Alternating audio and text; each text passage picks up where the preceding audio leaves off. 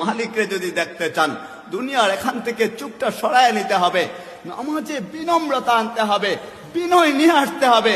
আপনি নামাজে যখন বিনয় নিয়ে আসবেন, শ্রদ্ধা নিয়ে আসবেন, আপনি মালিকের কাছে দাঁড়াইবেন, শ্রদ্ধার সাথে যখন আপনি দাঁড়াইবেন, কসম খোদার করে বলি, ফেরেশতারা আপনার চতুর্পাশে থাকবেন, রহমতের ফেরেশতারা দাঁড়ায় থাকবেন।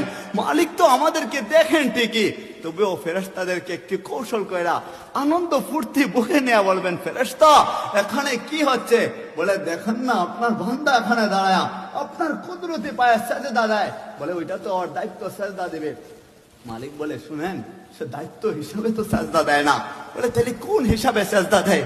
বলেন না, দায়িত্ব হিসাবে সেজদা দিলে তাড়াহুড়া কইরা চইলা যাইতো, দায়িত্ব পালন করে চইলা যাইতো। নামাজে বিনম্রতা রাখা, বিনয় রাখা, ভদ্রতার সহিত আপনাকে সাজদা দিচ্ছে।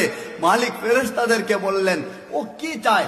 ওইটা যখন মালিক বলেন, তখন ফেরেশতারা আওয়াজ করে বলে, মালিক আপনার তো বান্দা, বহু বান্দা আছে আপনাকে ডাকার মতো, ওর তো আপনি ছাড়া আর কেউ নাই।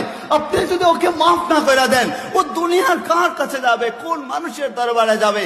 ওর তো দ্বিতীয় কোনো ইলাহা নাই। কুল হুয়াল্লাহু আহাদ আল্লাহুস সামাদ লাম ইয়ালিদ ওয়া লাম ইউলাদ ওয়া লাম ইয়াকুল লাহু কুফুয়ান আহাদ। ও মালিক, আপনি তো এক, ও চাইতেছে আপনার দরবারে আপনি যেন মাফ করে দেন, কারণ ও তো আল্লাহ একমাত্র আপনারে, আপনার বহু বান্দা আছে।